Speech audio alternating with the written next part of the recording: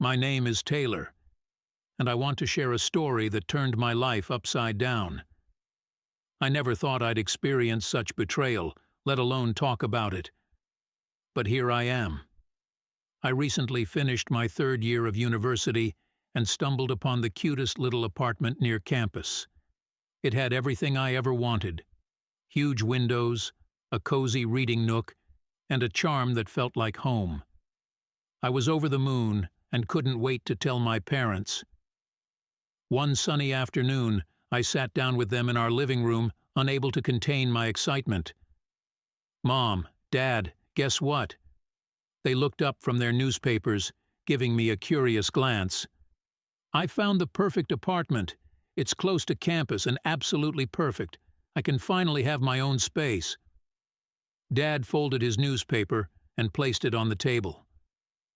"Taylor, we need to talk about this," he started, a serious tone taking over his voice. Mom nodded, her face tight with concern. "We don't think it's a good idea for you to move out right now. It's a waste of money. You should stay home and save." I stared at them, my excitement deflating like a punctured balloon. "What? Why? This is something I've wanted for so long, and I've saved enough for it." Dad sighed deeply. "It's just not the right time, Taylor. Trust us on this."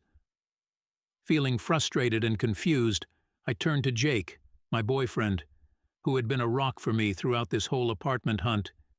He stood by the door, watching the scene unfold. "Jake, back me up here," I pleaded. Jake stepped forward, his calm demeanor reassuring. "Mr. and Mrs. Davis, Taylor has worked really hard for this. I think she deserves her own space." But my parents were unmoved. "Jake, it's not that simple," Mom said, a strange look crossing her face. "There are things you don't understand." "Like what?" I demanded. "What aren't you telling me?" They exchanged glances, and I could sense their hesitation. Finally, Dad spoke. We've taken a debt in your name." I blinked, trying to process his words. "What do you mean, a debt in my name? How could you do that?" Mom's eyes filled with tears. "We needed the money for Talia's wedding. It was so important to her." My jaw dropped. "You took my money for Talia's wedding? The one to Carter, my ex-boyfriend who cheated on me with her? You've got to be kidding me." They nodded, guilt etched on their faces. "We didn't want to burden you with this," Dad said softly, "but we had no other choice." I felt like the ground was shifting beneath me. "So, you used my hard-earned money to pay for their wedding? The wedding of the man who betrayed me and the sister who broke my heart?" Mom reached out to touch my arm, but I pulled away. "Taylor, we're sorry. We never wanted you to find out this way." "How much?" I asked, my voice barely a whisper. "How much did you take?" "About $40,000, Dad admitted, looking away. I gasped. $40,000? Are you insane? How could you do this to me?" Jake stepped closer, placing a comforting hand on my shoulder. "Taylor, let's talk about this calmly." "Calmly?" I snapped. "I'm freaking out here, Jake. Forgive me, but I can't help it. They've ruined everything." Dad stood up, trying to approach me. "We did it out of love for your sister. We thought it was the right thing to do." "You call this love?" I spat. "Stealing from your own daughter? Going behind her back? This is pure selfishness, Dad. Please spare me." Mom's tears flowed freely now. "Please, Taylor, try to understand our point of view. We're still your parents. We never meant to hurt you." "But you did," I whispered, feeling the weight of their betrayal settle over me. Jake pulled me into a hug, his arms the only thing keeping me from collapsing. But as I looked over his shoulder at my parents, I realized that nothing would ever be the same again. The people I trusted most had deceived me in the worst way possible, and I had no idea how to move forward from here. Knowing further arguments would be pointless, I went to my room after Jake left. my mind racing with 1,000 thoughts. As soon as I closed the door, I called Aunt Freya. She was my mom's younger sister, always the voice of reason in our chaotic family. "Taylor, sweetheart, what's wrong?" Aunt Freya asked, her voice filled with concern. "Aunt Freya, can I please come stay with you for a bit? I need to get out of here," I said, trying to keep my voice steady. "Of course you can come. What happened, dear?" I packed my essentials in a small suitcase, my hands shaking. "It's a long story. I'll explain everything when I get there." When I arrived at Aunt Freya's, she welcomed me with a warm hug. Her cozy house, filled with the scent of freshly baked cookies, felt like a safe haven. We sat down in her living room, and she listened intently as I poured out my heart. "I can't believe they did that to you," she said, shaking her head.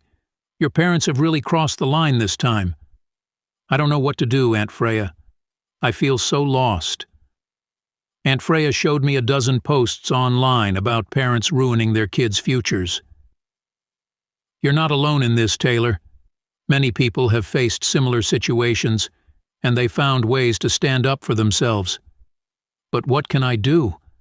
They've left me with this massive debt." "Well, you could contact the police," she suggested cautiously. I looked at her, stunned. "The police? Really?" "Yes, Taylor. What they did is illegal. They committed fraud. You have every right to report them." The next morning, I went to the police station with Aunt Freya by my side. I felt a wave of fear and determination as I recounted everything my parents had done. The officer listened carefully, taking notes. "This is a serious matter, Miss Davis. We'll need to investigate further, but it sounds like you have a strong case." A few days later, my parents were arrested and charged with fraud. They were furious with me, and their anger was palpable during the brief phone call I had with them. "How could you do this to us, Taylor?" my mom screamed. "We're your parents. We did it for the family." "For the family?" I shot back. "You ruined my future for Talia and Carter's wedding. How is that for the family?" Talia and Carter were also making a big scene out of this. They showed up at Aunt Freya's house, demanding to talk. "Taylor, this is ridiculous!" Talia shouted. "You're tearing the family apart." "You did that when you decided to marry Carter," I shot back. "You both knew what you were doing." Carter sneered. "You're overreacting, Taylor. It's just money." "Just money?" I repeated, incredulous. "It was my future."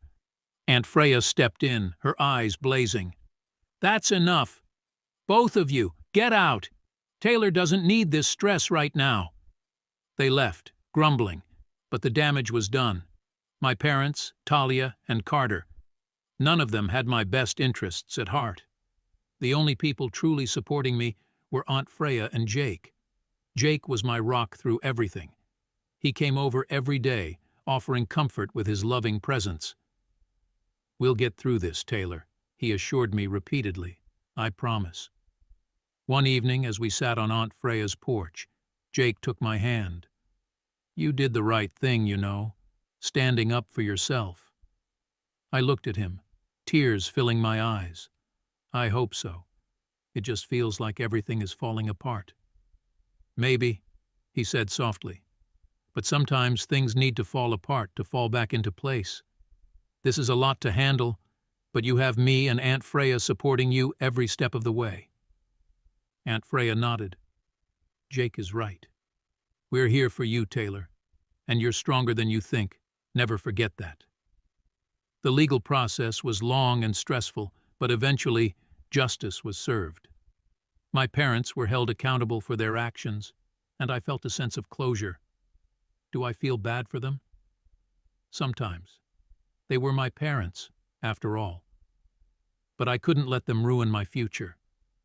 I had to take a stand, even if it meant breaking the family apart. With the support of Aunt Freya and Jake, I slowly started to rebuild my life. I found a new job, saved up again, and eventually moved into my dream apartment. It wasn't easy, but I knew I had made the right choice. Looking back, I often wonder, did I do the right thing? Was I too harsh on my parents? But then I remember the betrayal, the lies, and the hurt they caused. What would you have done differently? Sometimes you have to stand up for yourself, even if it means standing alone.